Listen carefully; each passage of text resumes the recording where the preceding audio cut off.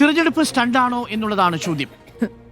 യഥാർത്ഥത്തിൽ ഇത് തുടർച്ചയായിട്ട് സർക്കാരിൻ്റെ ഭാഗത്തുനിന്ന് വരുന്ന ഈ തെരഞ്ഞെടുപ്പിന് തൊട്ട് മുമ്പുള്ള അബദ്ധങ്ങളിൽ ഏറ്റവും ഒടുവിലത്തതാണ് എന്നതാണ് ഞാൻ പറയാൻ ആഗ്രഹിക്കുന്നത്. പോറ്റിയെ കയറ്റി എന്നൊരു പാട്ട് വന്നപ്പോൾ അതിനെതിരെ കേസുമായി പോയ സർക്കാർ പൊതുജനങ്ങളുടെ മുന്നിൽ നാണം കെട്ടില്ലേ? രണ്ടാമത്തെ പ്രധാനപ്പെട്ട കാര്യം, സുബ്രഹ്മണ്യനെതിരെ കേസെടുക്കാൻ പോകില്ലേ? ഫോട്ടോയുമായി ബന്ധപ്പെട്ടുകൊണ്ട് ആ ഫോട്ടോ അതൊരു കേസിന് ആസ്പദമായ സംഭവമാണ്, സമ്മതിച്ചു. കാരണം അത് ഫോട്ടോ തന്നെയാണ് എന്നത് നമ്മൾ തന്നെ തെളിയിച്ചതാണ്. പക്ഷേ അതിൻ്റെ പേരിൽ സുബ്രഹ്മണ്യനെ അറസ്റ്റ് ചെയ്യാൻ പോയൊരു നാടകം സൃഷ്ടിച്ച് അത്തരമൊരു ഇമേജ്, ഒരു ഇരവാദം അവിടെ ഉണ്ടാക്കി കൊടുത്ത ആ വിഷയത്തിൻ്റെ വസ്തുതയെപ്പോലും ദുർബലപ്പെടുത്തിയില്ലേ? മൂന്നാമത്തത് ദാ വരുന്നു അടുത്ത പ്രധാനപ്പെട്ട വിഷയം. ഈ തെരഞ്ഞെടുപ്പിന് ഏകദേശം 100 ദിവസങ്ങൾക്ക് മുമ്പ് പ്രതിപക്ഷ നേതാവിൻ്റെ പേരിൽ CBI അന്വേഷണം ആവശ്യപ്പെട്ടുകൊണ്ട് 11 മാസം മുമ്പ് കൊടുത്ത ഒരു റിപ്പോർട്ടിൻ്റെ ഒരു ഭാഗം പുറത്തേക്ക് വിടുകയാണ്, സെലക്റ്റീവ് ലീക്കേജ്. അങ്ങനെ പ്രതിപക്ഷ നേതാവിനെ രാഷ്ട്രീയ പ്രതിരോധത്തിലാക്കാൻ നടത്തിയ നീക്കത്തിൽ ഒരുപാട് ചോദ്യങ്ങൾ ഉയരുന്നുണ്ട്. ആ ചോദ്യങ്ങളിൽ ഏറ്റവും പ്രധാനപ്പെട്ടതാണ് നേരത്തെ ജിമ്മി ചോദിച്ച ചോദ്യം. 11 മാസമായി ഈ റിപ്പോർട്ടിന്മേൽ സർക്കാർ എന്ത് നടപടിയെടുത്തു? ഇതിനകത്ത് വളരെ ഗുരുതരമായ ഫെമ ലംഘനമാണ് ഉൾപ്പെടുത്തിയിരിക്കുന്നത്. ഫെറ നിയമത്തിൻ്റെ 2010 ആക്ടിൻ്റെ സെക്ഷൻ 3(2)A പ്രകാരം നമ്മുടെ രാജ്യത്ത് നിന്ന് ഏതെങ്കിലും ഒരു പൗരൻ വിദേശ രാജ്യത്ത് പോയി നാട്ടിലേക്ക് പണം സ്വരൂപിക്കുന്നുണ്ടെങ്കിൽ അത് ജോലി ചെയ്തുള്ള പണമല്ലാത്ത പക്ഷം അയാൾക്ക് സ്വാഭാവികമായിട്ടും റിസർവ് ബാങ്കിൻ്റെ അനുമതി തേടേണ്ടി വരും. അങ്ങനെ റിസർവ് ബാങ്കിൻ്റെ മുൻകൂർ അനുമതി ഇല്ലാതെ അന്ന് MLA ആയിരുന്ന VD സതീശൻ പറവൂർ MLA പ്രതിനിധീകരിച്ചുകൊണ്ട് ബർമിംഗ്ഹാമിൽ പോയി പണം വാങ്ങാൻ വേണ്ടിയിട്ട് ആഹ്വാനം ചെയ്തു എന്നുള്ളതാണ് പരാതി. അതിന് ഫെറയുടെ ഈ പറയുന്ന ചട്ടത്തിൻ്റെ ലംഘനമുണ്ട്. റിസർവ് ബാങ്കിൻ്റെ അനുമതിയില്ല, കേന്ദ്ര സർക്കാരിൻ്റെ അനുമതിയില്ല. ഇതാണ് പരാതി. അങ്ങനൊരു പരാതിയിന്മേൽ വിജിലൻസിന് അന്വേഷിക്കാൻ കഴിയില്ല. വിജിലൻസിന് അന്വേഷിക്കാൻ കഴിയുന്നതിലാവട്ടെ അഴിമതി നിരോധനവുമായി ബന്ധപ്പെട്ട വകുപ്പാണ്. അഴിമതി നിരോധന വകുപ്പ് പ്രകാരം VD സതീശന് മേൽ കേസെടുക്കാൻ കഴിയില്ല എന്ന് സ്പീക്കറുടെ ഓഫീസിന് കൊടുത്ത സ്പഷ്ടീകരണത്തിൽ വളരെ വ്യക്തമായി തന്നെ പറയുന്നുണ്ട്. ഞാൻ ആ ഭാഗം നമ്മൾ തുടർച്ചയായിട്ട് വായിക്കുമ്പോൾ മനസ്സിലാവും. ഒന്ന്, VD സതീശൻ്റെ പേരിൽ VD സതീശൻ്റെ അക്കൗണ്ടിലേക്ക് ഈ പറയുന്ന ബർമിംഗ്ഹാമിൽ നിന്ന് ഒരു പൈസയും വന്നിട്ടില്ല. രണ്ട്, VD സതീശൻ പ്രളയാനന്തരം ഈ ബർമിംഗ്ഹാമിൽ നിന്ന് പണം വന്നതിനു ശേഷം, അഥവാ പുനർജനി ഫൗണ്ടേഷൻ്റെ ഭാഗമായ മണപ്പാട്ട് ഫൗണ്ടേഷനിൽ പണം വന്നതിന് ശേഷം ഒരു സ്ഥലവും സ്വന്തം പേരിൽ വാങ്ങിയിട്ടില്ല. മറ്റേതെങ്കിലും തരത്തിൽ പണം ദുരുപയോഗം ചെയ്തതായിട്ട് തെളിവ് കണ്ടെത്താനും വിജിലൻസിന് സാധിച്ചിട്ടില്ല. അപ്പോൾ അഴിമതി നിരോധന നിയമപ്രകാരം VD സതീശനെതിരെ കേസ് നിൽക്കില്ല എന്ന് കണ്ടെത്തിയത് ഈ സർക്കാരാണ്. ഈ സർക്കാരിൻ്റെ വിജിലൻസാണ്. വിജിലൻസ് സ്പീക്കറുടെ ഓഫീസിന് കൊടുത്തിരിക്കുന്ന സ്പഷ്ടീകരണത്തിൽ ഈ കാര്യങ്ങൾ വ്യക്തമാക്കുന്നു. അപ്പോൾ അഴിമതി നിരോധന നിയമപ്രകാരം VD സതീശൻ്റെ പേരിൽ ഒരു കേസില്ല. That is point number 1. അങ്ങനെ കേസില്ലാത്ത പക്ഷം രണ്ടാമത്തതാണ് FCRAയുടെ വിദേശ നാണ്യ വിനിമയ ചട്ടം ലംഘിച്ചിട്ടുണ്ടോ എന്നുള്ള ചോദ്യം. നോക്കൂ, ഈ വിദേശ നാണ്യ വിനിമയ ചട്ടം ലംഘിച്ചിട്ടുണ്ടോ എന്നുള്ള ചോദ്യം ഇതിനു മുമ്പ് നമ്മൾ കേൾക്കുന്നത് മസാല ബോണ്ടുമായി ബന്ധപ്പെട്ട വിഷയത്തിലാണ്. ഈ വിഷയം ED കേസ് അന്വേഷിക്കാൻ വരുമ്പോൾ തോമസ് ഐസക് അടക്കമുള്ളവർ സർക്കാർ പറഞ്ഞൊരു പ്രധാനപ്പെട്ട വിഷയമുണ്ട്. റിസർവ് ബാങ്കിൻ്റെ മുൻകൂർ അനുമതി ഉണ്ടായിട്ടും ഫെറ നിയമലംഘനമാണ് അതിൽ പറഞ്ഞിരിക്കുന്നത്. പക്ഷെ അന്ന് പ്രതിപക്ഷം എടുത്തൊരു നിലപാടുണ്ട്, എനിക്കതിനോട് വിയോജിപ്പാണ്. അന്ന് ഈ രാജ്യം മുഴുവൻ, ഈ സംസ്ഥാനം മുഴുവൻ ഒരുമിച്ച് നിൽക്കേണ്ട ഒരു കാര്യമുണ്ട്. പ്രേക്ഷകർ ഓർമ്മിക്കുന്നുണ്ടല്ലോ, പ്രളയാനന്തരം UAE-യിൽ നിന്ന് നമുക്ക് സാമ്പത്തിക സഹായം വേണം എന്നാവശ്യപ്പെട്ടുകൊണ്ട് നമ്മൾ സംസ്ഥാന സർക്കാർ കേന്ദ്ര സർക്കാരിനെ സമീപിച്ചു. കേന്ദ്ര സർക്കാർ പറഞ്ഞു അത് വാങ്ങാൻ പറ്റില്ല. UAE-യിൽ നിന്ന് പ്രവാസി മലയാളികൾ കേരളത്തെ സംരക്ഷിച്ചു പിടിക്കാൻ, കേരളത്തെ റീബിൽഡ് ചെയ്യാൻ ആവശ്യമായിട്ട് പണം കൊടുക്കുന്നതിനെ കേന്ദ്ര സർക്കാർ വിലക്കി. അങ്ങനെ മുഖ്യമന്ത്രിയെ വിലക്കിയ, സർക്കാരിനെ വിലക്കുന്ന ഒരു സാഹചര്യത്തിൽ പ്രതിപക്ഷ നേതാവിന് സ്വന്തം നിലയിൽ റീബിൽഡിന് പകരമായിട്ടുള്ള പുനർജനി പദ്ധതിക്ക് പണം സ്വരൂപിക്കാൻ കഴിയുമോ എന്നുള്ളതാണ് ഇതിലെ പ്രധാനപ്പെട്ട ചോദ്യം. സാങ്കേതികമായി ഇത് കഴിയേണ്ടതാണ്, കേരള സർക്കാരിനും കഴിയേണ്ടതാണ്, പ്രതിപക്ഷ നേതാവിനും കഴിയേണ്ടതാണ്. പക്ഷേ കേരള സർക്കാരിനെ വിലക്കി, പ്രതിപക്ഷ നേതാവിനാണെങ്കിൽ റിസർവ് ബാങ്ക് അനുമതി കൊടുത്തിട്ടുമില്ല. ഇതാണ് ഇതിലെ വസ്തുത. പക്ഷേ അത് പ്രതിപക്ഷ നേതാവ് ഏതെങ്കിലും രീതിയിൽ സ്വന്തം താല്പര്യത്തിന് ഉപയോഗിച്ചു എന്നൊരു കണ്ടെത്തൽ വിജിലൻസിനില്ല.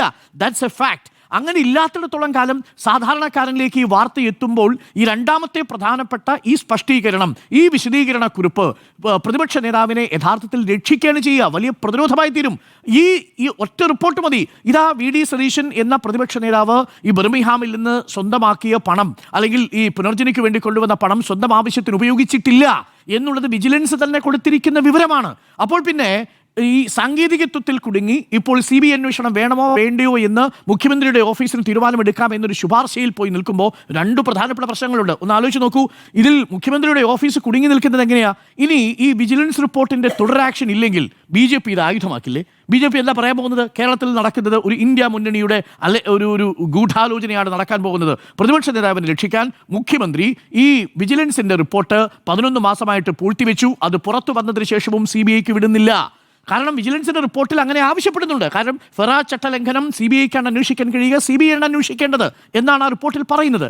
അങ്ങനെയാണെങ്കിൽ എന്തുകൊണ്ടത് CBIക്ക് വിടാതെ 11 മാസം വൈകി എന്നുള്ളൊരു ചോദ്യം BJP ഉന്നയിക്കാനുള്ള സാധ്യതയുണ്ട്. ഇനി തിരിച്ച് CBIക്ക് വിടുന്നു എന്നിരിക്കട്ടെ, ഇതേ പ്രശ്നം അവിടെയുണ്ട്.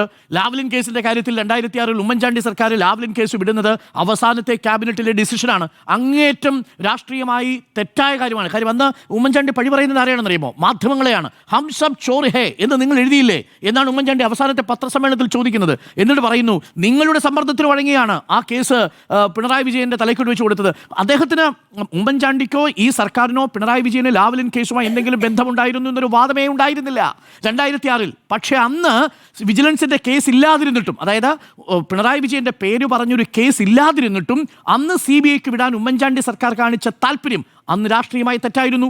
അത് കഴിഞ്ഞതിന് ശേഷം ഉമ്മൻചാണ്ടി സർക്കാരിനെ വീഴ്ത്താൻ വേണ്ടിയിട്ട് കൊണ്ടുവന്ന ഈ ലൈംഗികാരോപണമുണ്ടല്ലോ, ആ ലൈംഗികാരോപണത്തിന്റെ കാര്യത്തിൽ പരാതിക്കാരി പരാതി കൊടുക്കുമ്പോൾ അത് CBIക്ക് വിടുകയാണ്. നോക്കൂ, CBI കേന്ദ്ര ഏജൻസിയുടെ ആയുധമാണ്, ടൂളാണ് എന്ന് കരുതുന്ന ഇടതുപക്ഷം അതാത് സമയങ്ങളിൽ, ഇടതുപക്ഷമാണെങ്കിലും ശരി ഉമ്മൻചാണ്ടി ആണെങ്കിലും ശരി, CBIയെ സംസ്ഥാന രാഷ്ട്രീയത്തിൽ ഉപയോഗിച്ച് 2 പ്രധാനപ്പെട്ട കോണ്ടക്സ്റ്റാണ്. ഒന്ന്, ഉമ്മൻചാണ്ടി പിണറായി വിജയനെതിരെ ലാവ്ലിൻ കേസിൽ ഉപയോഗിച്ചു. 2, പിണറായി വിജയൻ സർക്കാർ ഉമ്മൻചാണ്ടിക്കെതിരെ സോളാർ കേസിലെ ലൈംഗികാരോപണ കേസിലും CBI ഉപയോഗിച്ചു. ഇപ്പോഴിതാ ഇത് 3ാമത്തെ കോണ്ടെക്സ്റ്റാണ്.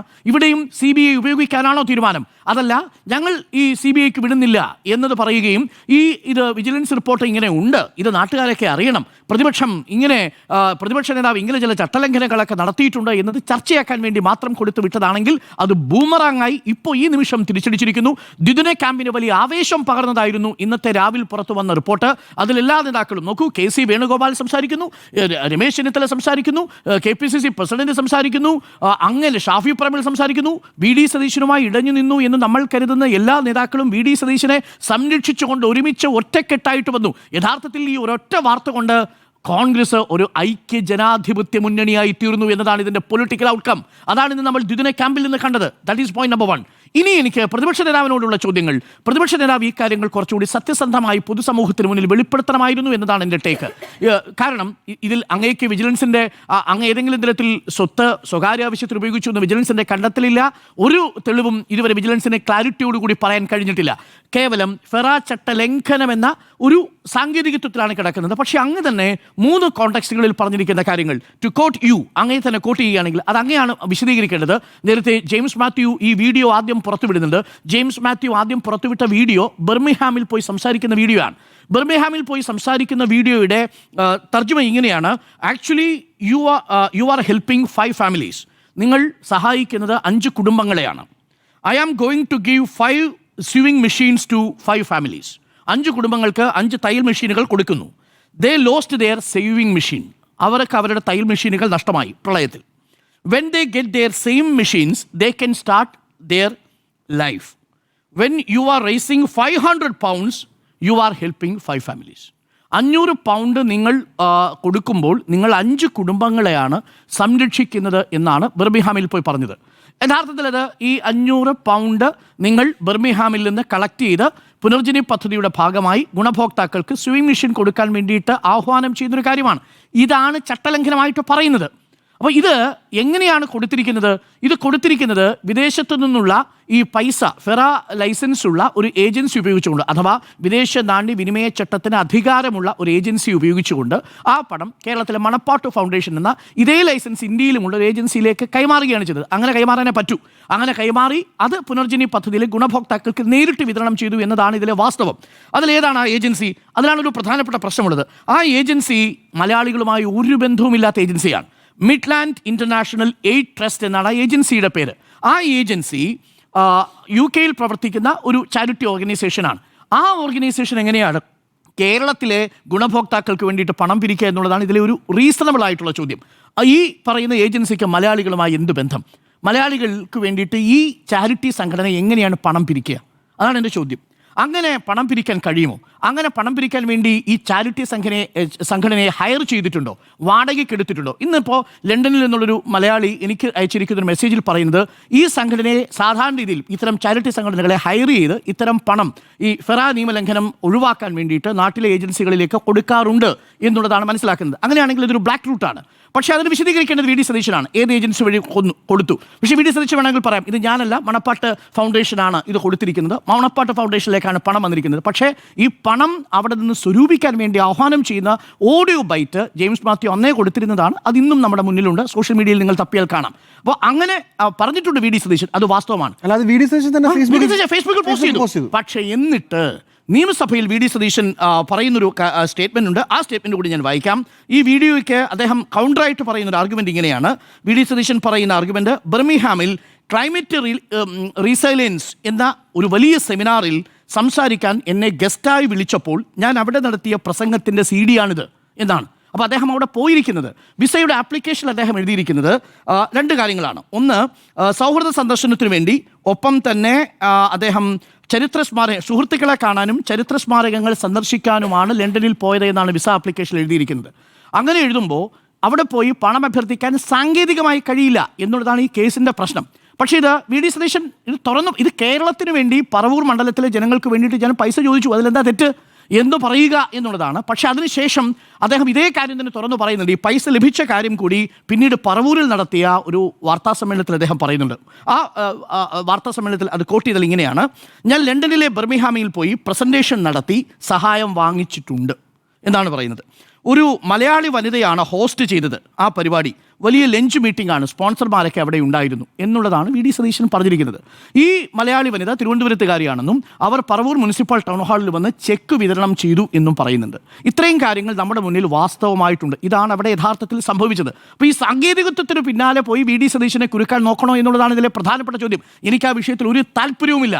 കാരണം മലയാളികളായിട്ടുള്ള നമ്മുടെ സംസ്ഥാനത്തെ സാധാരണക്കാരായ മനുഷ്യർക്ക് വിദേശ സഹായം കിട്ടുന്നുണ്ടെങ്കിൽ, അതൊരു ഏജൻസി വഴി കിട്ടുന്നുണ്ടെങ്കിൽ നിയമവിധേയമായി തന്നെ അത് കിട്ടണം. പക്ഷേ അതിന് നിയമത്തിൻ്റെ കുരുക്ക് വെച്ചല്ല നമ്മളതിനെ തടവിടേണ്ടത്. UAE മലയാളികൾക്ക് നൽകേണ്ട സഹായത്തെ തടഞ്ഞ കേന്ദ്ര സർക്കാരിൻ്റെ നടപടിയും ഇപ്പോൾ വി ഡി സതീശൻ്റെ ഈ നടപടിക്കെതിരെ ഒരു നിയമചോദ്യം ഉയർത്തുന്ന വിജിലൻസിൻ്റെ ചോദ്യവും എന്നെ സംബന്ധിച്ച് അപ്രസക്തമാണ്. പക്ഷേ മൂന്നാമത്തെ ഒരു പ്രധാനപ്പെട്ട പോയിന്റ് ഉണ്ട്. ആ പോയിന്റ്, ഇതിൽ 19.5 കോടി രൂപ പിരിഞ്ഞു കിട്ടി, 19.95 കോടി രൂപയോളം മണപ്പാട്ട് ഏജൻസി വഴി കിട്ടിയിട്ടുണ്ട് എന്നാണ് പറയുന്നത്.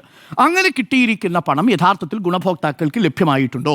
ഇവരിൽ എത്ര വീടുകൾ നിർമ്മിച്ചിട്ടുണ്ട്? 229 വീടുകൾ എന്നാണ് മനസ്സിലാക്കാൻ സാധിക്കുന്നത്. ഇന്നിപ്പോൾ CPM വി ഡി സതീശൻ്റെ ഫേസ്ബുക്ക് പരിശോധിച്ചതിന് ശേഷം കണ്ടെത്തിയിരിക്കുന്നത് 83 വീടുകളുടെ കാര്യം മാത്രമേ ആ ഫേസ്ബുക്ക് പോസ്റ്റിലുള്ളൂ. ബാക്കിയുള്ള 146ഓളം വീടുകളുടെ വിവരങ്ങൾ എവിടെയാണ് എന്നൊരു ചോദ്യം ചോദിച്ചിട്ടുണ്ട്.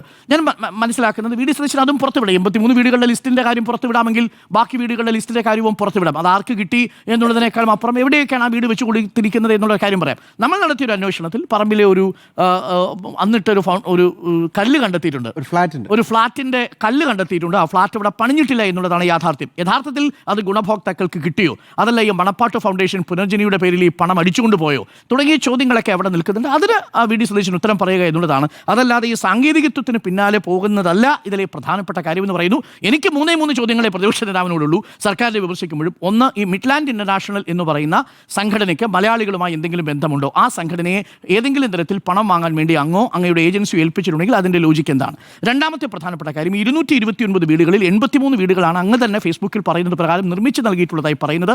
ബാക്കി വീടുകളുടെ വിശദാംശങ്ങൾ അങ്ങ് പുറത്തുവിടുമോ എന്നുള്ളതാണ് രണ്ടാമത്തെ ചോദ്യം. മൂന്നാമത്തത്, യഥാർത്ഥത്തിൽ ഇത്തരം സമയങ്ങളിലെല്ലാം മസാല ബോണ്ടിൻ്റെ കാര്യത്തിൽ പ്രതിപക്ഷം സ്വീകരിച്ച നിലപാടും പ്രളയത്തിൻ്റെ കാര്യത്തിൽ UAE-യിൽ നിന്ന് പണം സ്വീകരിക്കേണ്ട എന്ന് കേന്ദ്ര സർക്കാർ സ്വീകരിച്ച നിലപാടും, ഈ 2 നിലപാടുകളും യഥാർത്ഥത്തിൽ ശരിയാണെന്ന് നിങ്ങൾ കരുതുന്നുണ്ടോ? അത്തരം സന്ദർഭങ്ങളിൽ കുറച്ചുകൂടി ഒരു പൊളിറ്റിക്കൽ മെച്യൂരിറ്റി നമ്മൾ കാണിക്കേണ്ടതല്ലേ എന്നുള്ളതാണ് എനിക്ക് ഒരു ചോദ്യം. മാത്രമല്ല, ഈ CBI ഉപയോഗിച്ചുകൊണ്ടുള്ള ഈ രാഷ്ട്രീയ വേട്ടയാടൽ അവസാനിപ്പിക്കണം എന്നതാണ് എൻ്റെ വിനീതമായിട്ടുള്ള അഭിപ്രായം.